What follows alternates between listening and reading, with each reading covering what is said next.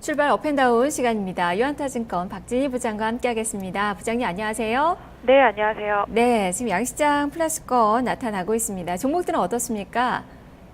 지금 전체적으로 시장 흐름 보시면 장 초반보다 좀 밀려있는 모습 보실 수가 있을 것 같은데요.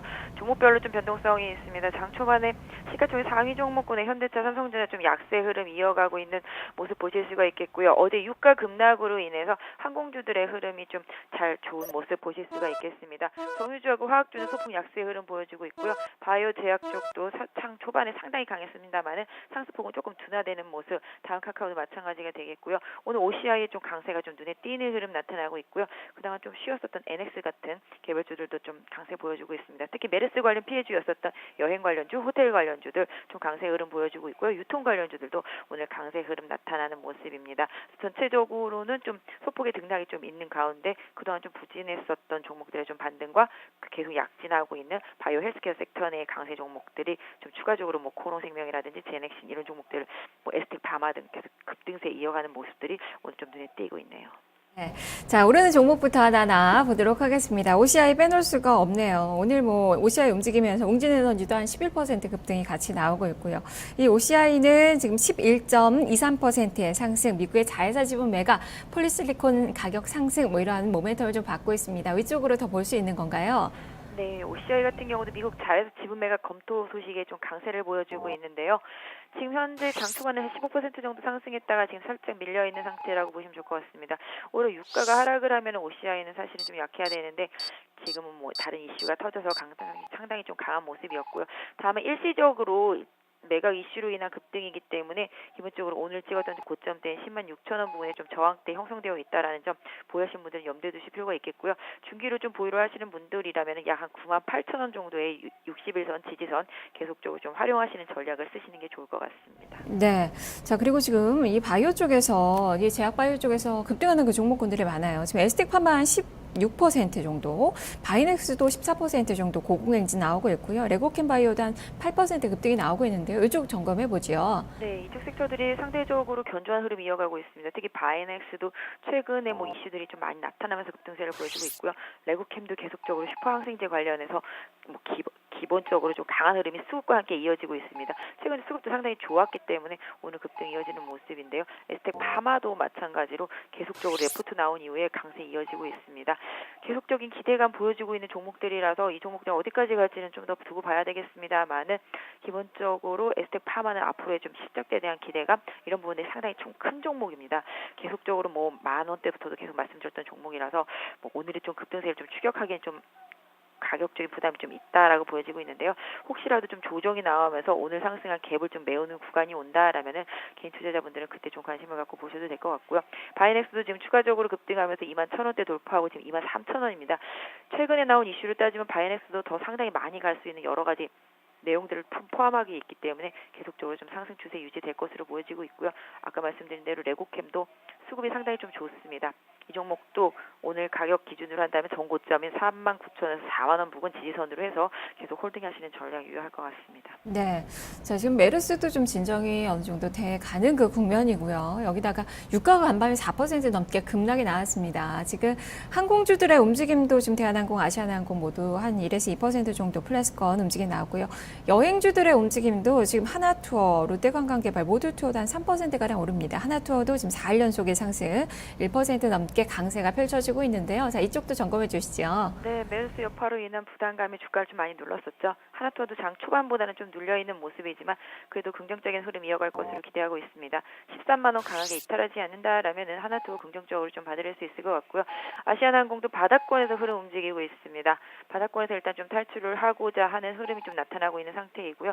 최근에 수급은 약간 좀 기관적 수급이 꼬여있는 상태이지만 유가 하락을 기반으로 한다라면 2분기 메르스 여파에서 3분기 쪽으로 넘어갈수록 조금씩 서서히 실적에 대한 기대감 회복 쪽으로 좀 볼 수 있지 않을까 싶은데요. 유가가 계속적으로 하락 압력을 계속 받게 된다라면 일단 항공주에는 조금 긍정적인 부분이 있겠고요.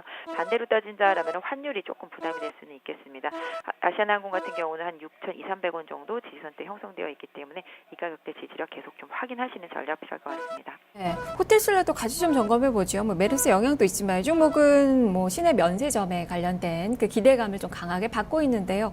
지금 5에서 6%대 상승 나타나고 있습니다. 윗꼬리는 살짝 좀 달려 있는 그 상황인데요. 이쪽으로 더 봐야 될까요? 네, 호텔신라도 뭐 바닥권 흐름에서부터 계속 메르스와 관련돼서 오히려 좀 향후에 좀 좋은 흐름을 좀 될 것으로 계속 말씀을 드렸었는데요. 직전 고점 부근에 좀 영향받고 있습니다. 127,000원 부근에 좀 영향받죠. 약간 13만 원 정도가 저항대였기 때문에 그 가격대에 좀 영향을 받고 있는 것 같습니다.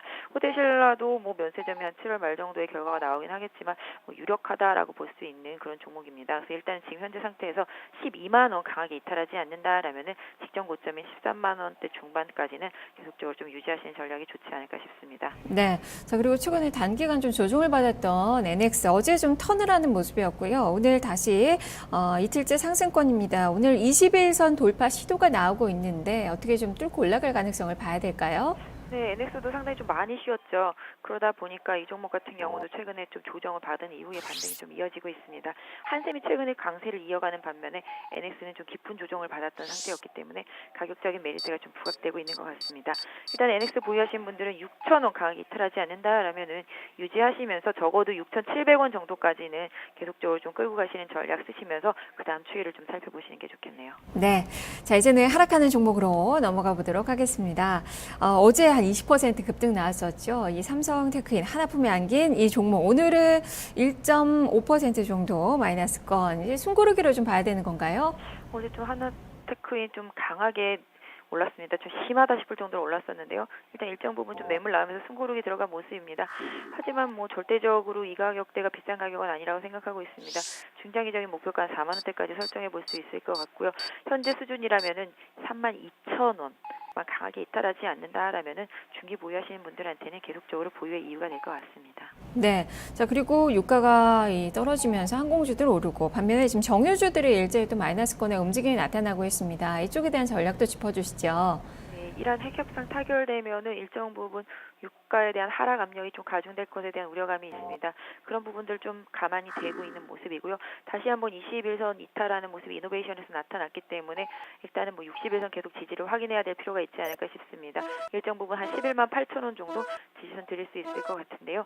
이 가격대 이탈하지 않으면 일단 보유는 유지한다라고 보겠습니다만은 유가의 방향성이 주가의 방향성인 만큼 정유주들 보유하신 분들이라면은 최근에 21선 다시 좀 살짝 이탈하는 그런 흐름이 나왔기 때문에 61선에서의 지지력 확인하시고 접근하시는 전략이 좋을 것 같습니다.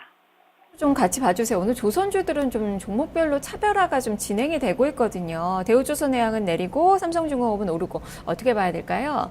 네, 삼성중공업이나 현대중공업 이런 조선주들은 그동안에 부진했던 부분들을 다 이미 주가에 반영시켜서 손실 처리를 다 한 상태가 되겠습니다. 그러다 보니까 삼성중공업도 최근 수주와 함께 강한 급등세를 이어가고 있는 반면에 대우조선이 아직 빅백스를 단행하지 않았습니다. 2분기에 단행할 것으로 보여지고 있기 때문에 대우조선도 계속적으로 하락 압력이 있는 상태입니다. 일단 2분기 실적이 나온 이후가 대우조선한테는 방향성이 좀 잡히지 않겠나라고 보여지고 있는데요. 일단 뭐 빅백스 이후에 대우조선의 방향성을 본다라면 지금 현재 상황에서는 한 13,500원 정도가 단기적인 좀 지지선 역할을 해주고 있다라고 볼 수 있겠고요. 보유하신 분들은 이 가격대에 좀 지지선 확인해 주시고 최근에 고점돼 있던 14,700원 정도 다시 돌파하는지 여부를 좀 보시면서 중기적인 전략을 짜야 될 것 같습니다. 네, 알겠습니다. 말씀 잘 들었습니다. 네, 감사합니다. 네, 삼성중공업은 이 삼성중공업 본주도 주가가 지금 좋은 상황이지만 삼성중공업 우선주가 지금 나흘 연속 상한가 시세가 또 나오고 있다는 점도 특징으로 볼 수 있겠네요. 지금까지 출발 업앤다운이었습니다.